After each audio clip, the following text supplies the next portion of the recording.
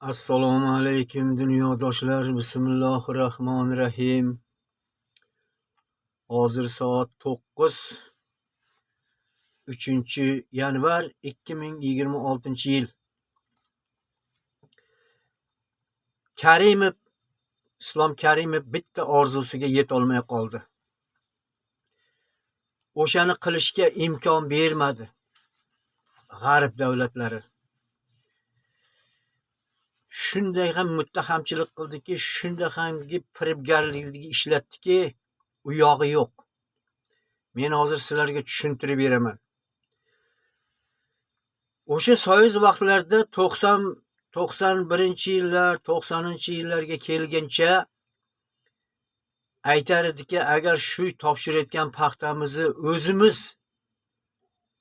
ishlab chiqarib, fabrikalar qurib, tekstilni fabrikalar ochib,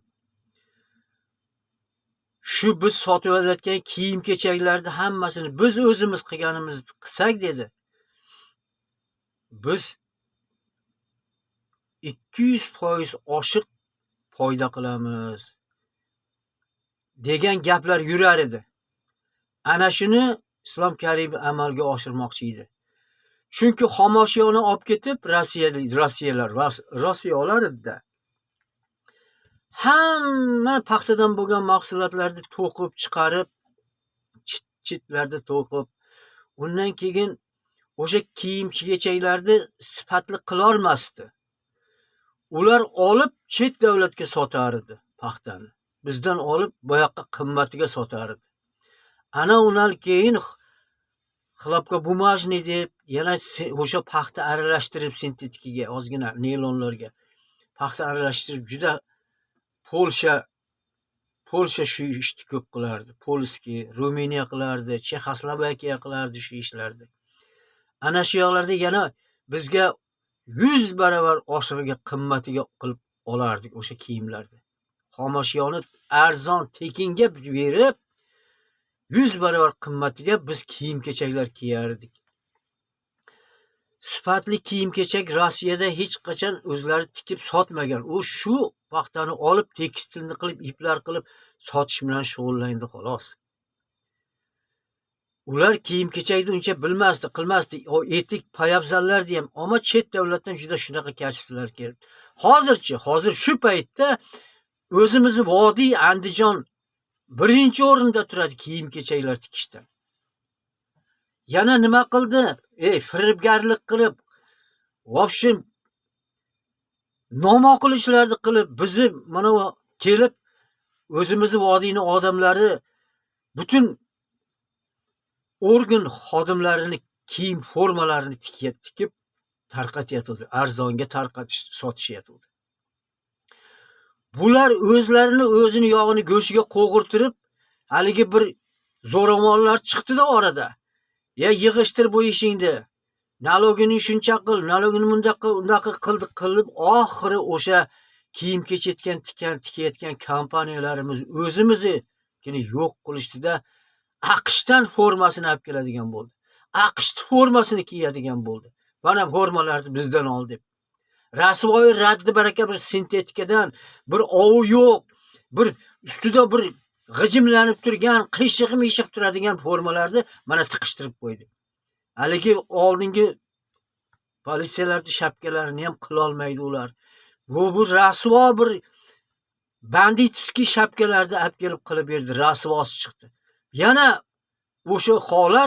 o'sha holat umuman paxtani yo'q qilib tashladi. Umuman gadoy qilib tashladi. Biz o'zimiz shu gadoy qilamiz shularni oxiri dedi-da. Mana Karimov shu bizni haydab chiqargan uchun shu ishlarni qilamiz deb hozir mana shuni qilyapti-da. Mana shunga xo'p deb quloq solib turibdi biz boshliqlarimiz. Sizlar bir fikr yuritib ko'ringlar-da. Shu paxtani o'zimiz, o'sha paxta bor. Nima uchun bu dunyoda eng tekis yer Lenin aytgan edi. Eng tekis yer mana shu o'zimiz O'zbekistonda degan. O'zbekistonda tekis yerdagi. Bu yerda juda paxta ekib sug'orib paxta hosilini olishga juda moscha. Boshqa yerlarda bunaqa tekisliklar yo'q. Boshqa yerlarda qiyshiq, bar adirlik, u yerda paxta teradigan mashinalar ham qiynaladi. Uni sug'orish ham qiyin baland pastli yerlarda.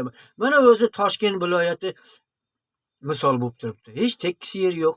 Qiyshiq, baland past, chuqur.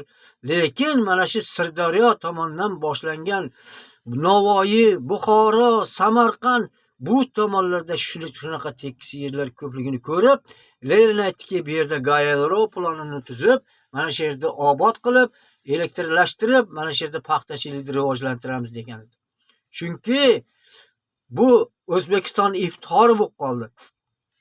Shu paxta bilan texnika qiladi bu. Hamma narsani texnika qilar edi. Odamlarni qiynadi deb shu oldini olib, Gidlem bilan Ivanov paxta ishi deb haramini chiqarib, rasvosini chiqarib tashladi. Ahmadjon Odilov unday qildi, bunday qildi deb. Xullas paxtani yo'q qildik deb, oxiri o'zlari ham dakalat o'qib, mana paxtadan qutuldik biz deb, mana bu oqibatlarni o'ylamay, Karimning niyatiga yeta olmay qoldi. Karim niyatiga yetilmadi. O'sha odamlarning og'zidagi gap shu odam qilmoqchi bo'lgan edi. Biz o'zimiz paxtani ekib, o'zimiz terib, o'zimiz fabrika qurib, o'zimiz to'qib, juda ham 100 barobar qimmatiga sotamiz degan edi. Mana shu o'zimizni vodiydagi, Andijondagi kiyim-kechak tikadiganlarni ham haramini chiqarib tashladi, rasvo qilib tashladi. Mana tadbirkorlarni qanaqa qilib qiynab tashladi. Mana bunday qilib tashlaydi mana. G'arb davlatini do'stligi mana shu bo'ladi. Bu yoqqa kelib nima dedi? Hali boshliqlarga, nima qilasizlar dedi. Paxtadan qiynalib, shunchaki sotib yana qilib, olindoqa qilib, o'zimizni yana 100 barobar oshib sotamiz, paxtani o'zimizdan chiqarib, o'zimiz qilamiz. Buni tayyor pulni olinglar, mana 100 barobar oshiq, mana sizlarga dollar olib beramiz. Oshiqcha foyda-moydan nima qilasizlar deb boshliqlarni miyasini zaharlagandan keyin o'ylanib turib, yilga kelgan to'yda deb aytganini qilib qo'ya qoldi. Mana bu ish bo'ldi mana O'zbekistonda. Hali ham kecha emas, hali kecha emas. Bu hamma mashg'ul bo'ladi. Shu paxta bilan mashg'ul edi o'zi bizning xalqimiz. Bunaqa chekalarga chiqib qidirib, bu ish qidirib yurmasdi. Hamma o'zini hozir ham kecha emas, hozir mana bahorda boshlandi.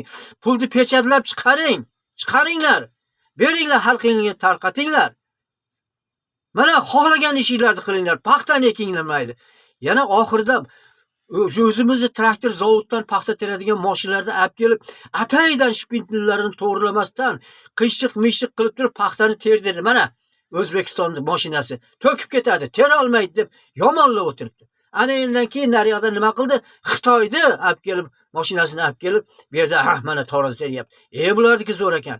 O'zimizni o'zbek maqtab o'tiribdi bunday qilib ishlardi. 61-yilga chiqqan bu paxta teradigan mashina. 61-yil. Paxta teradigan mashina chiqqan. XVZ dendi, XVZ derdi uni. Xlopga bir balo zavod derdi. Gaz 21 Volgani motori turardi, shuncha katta mashina apparatlarda aylantirardi. O'shanga Andijon nasosini motorini bitta porsinlikda qo'yib qo'ysa ham ishlatardi. Mana Xitoylar hozir hamma texnisiga Andijon nasosi. Motopompa. Ko'ryapsizlar mana ishlatishni qanday qiladi Xitoylar.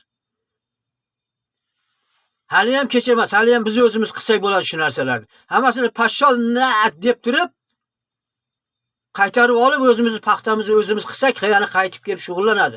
Berib qo'ying, xalqingizni qiynamang. Boqadi sizlarni, boqadi. Yotinglar agar boshliq bo'lib, zo'r mafiya bo'lsanglar, ishlamanglar. Sizlarni boqadi, mafiyani boqadi. Tekin qilib qo'yadi hamma narsani. Tekinga olib yeydigan qilib qo'yamiz o'zimizni millatga. Mana Safar Murod Niyozov borib nimani tekin qilgan edi? Gazni tekin qilgan edi. Avtobuslar tekin qilgan edi, suvni tekin qilgan edi. Ani ko'ra olmadi, birinchi shuni o'ldirdi keyin. Mana unday bo'ladi o'zini davlatida. O'zini davlati tekin edi, boshqa yoqqa pulga ishlatadi. Tillaga bichadi. Mana unga aqlni ishlatmayapti-da, hech kim mana unga aqlni ishlatmayapti. Agar shunday qilsa, milliarder bo'lib ketadi. Tepani emaklab keladi biz oldimizga, chet davlat hammasi. Ana shuni oldini oldi mana g'arib davlatlar. Tekin pulni olib kelib berib qo'ya qoldi. Mana senga tayyor pul. Nima qilasan bunaqa ikir-chikir qilib deb. Mana shu aldash manaqa bo'ladi, aldash. Mana unday qilib aldab qo'ydi. Endi mana maza qilyapti paxtani. Mana Xitoy endi boshladi. Sen qilmasang biz qilamiz deb.